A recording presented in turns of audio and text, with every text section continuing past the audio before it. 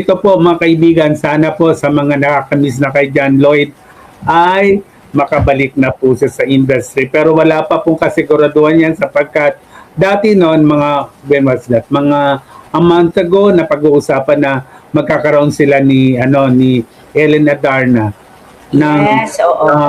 sitcom ulit. Pero parang wala, hindi matutuloy ulit 'yon.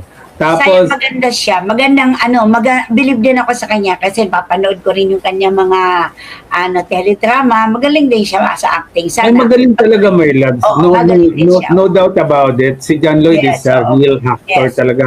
Magaling talaga siyang versatile talaga siya. Tapos, Yes.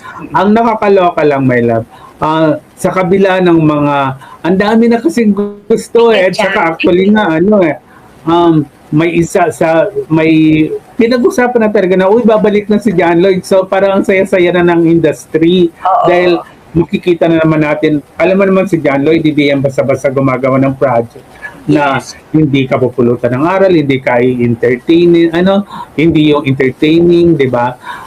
Magaling talaga siya. Alam niya yung mga maayos na mga projects at sa kanya natin yung nakikita, di ba? Actually nga, yung akala natin noon, matutuloy na yung Sarah Geronimo tandem nila, Yes. di ba? Oo. Yung pagsasama nila doon sa isang movie. Pero, hanggang doon lang yun. Parang umingay lang, tapos nawala na naman, my love. Even doon sa mga project niya sa GMA7 din sana. Kasi, di ba, nag-GMA na siya. Di ba? Yes. Yun naman yung kanyang actually, may mga nakita na nga akong teaser no, na akala ko babalik na. Sabi ko, teka, parang napanood ko yung ganyan. Yung pala balita yun na baka nga bumalik na siya sa kanila ni Ellen Adarna. Pero yun po, wala mga kaibigan. Anyways, naging malungkot man ang panghuli natin kasi wala pa rin si John Lloyd. Pero asama din natin. Prayers din. John Lloyd, prayers din. Lahat ng pag-asa nasa Panginoon at hindi may mga trials lang siyang binibigay sa atin, minsan parang sa break lang muna, so ibig sabihin prayers lang, pag-asa, hindi tayo mawalan ng pag-asa. Oo, at saka ang pag-ibig naman talaga, suswak talaga yan, di ba? Yes, huwag tayong maghanap ng perfectong relasyon. Yes, talagang parang pag-ibig nga yan, maging partner mo sa buhay. Di ba talagang, meron talagang yan. Yes. May pagsubok talaga. Yes, may oras, lahat ng blessings, lahat ng na ibibigay sa atin pagkakaloob ng Panginoon ay talagang anytime darating yan. Pero mas mahirap yung parang minamadila natin, gagawa tayo ng hindi maganda para magkaswerte tayo. Yun ang hindi maganda na tulad ng ibang mga tao dyan, magkaroon lang sila, mang-apak sila ng kapwa nila, wala silang pakialam. Basta't wag natin i-rush. Kasi pag mag-rush tayo ng isang bagay, doon tayo minsan nadadapa, di ba? Yung pag madapa tayo ng ilang beses, nagmamadali tayo, magkakamali tayo, the more na ang blessings ay magiging mabagal. So maging masaya tayo, smile, masaya, beauty pa tayo, di ba? Yes.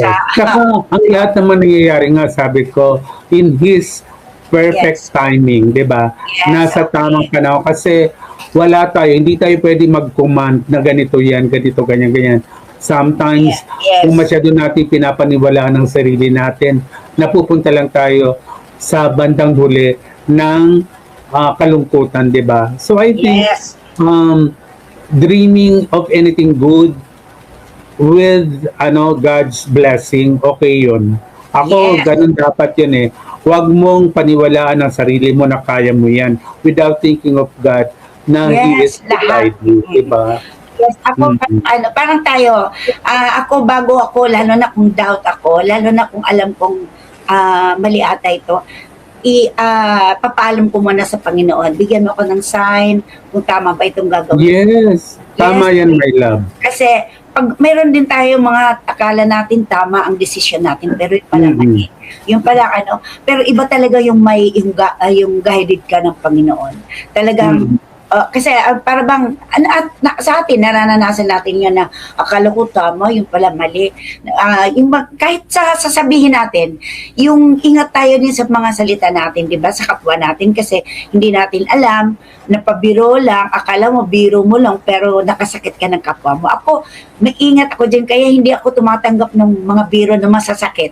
Sabi parang kaya 'di ba? Ano ba 'yan? Biro mo pero ano 'yan, masakit. Kaya kahit biro, mag-ingat tayo, yung mga sasabihin natin na hindi tayo makasakit sa kapwa natin. Kasi, iba na yon yung kulang ng mga pagkamali. Kasi parang, ako rin, pag alam ko, ay, mali ata ko, hindi ako makatulog, sa totoo lang. Bakit? Kasi hindi ikaw yun. 'Di ba? Ikaw yun yung nagkakaroon ka ng guilt. Kasi parang, ano nga, 'di ba?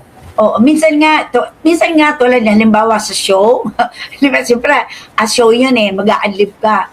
Minsan, pag after na ng ay, parang hindi ata tama yung ko, hindi ako makatulog din yan. kasi Hindi di ba, appropriate. oo, para bang sabi ko, ay, bakit dapat napaganda yung sinabi ko, parang ganun. Kasi syempre, pag live mo, minsan wala kang dyan, basta sasabihin mo, akala mo tama. Pero lahat nga talagang, pero may mga accepted naman Panginoon yun, mga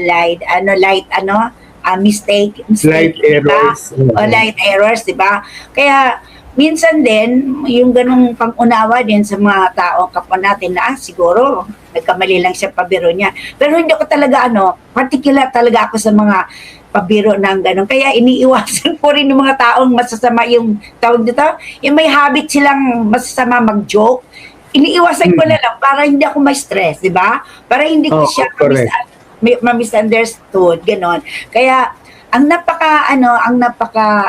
pero mas maganda rin malawak pang unawa natin. Maraming di ba? Less problem. Kaya maging positive ka lang lagi, yung smile mo ganun dyan. Okay yun. Yun ang smile mo. Para laging pogi talaga siya. Galing niya ng actor, di ba? Kaya yun ang natin. At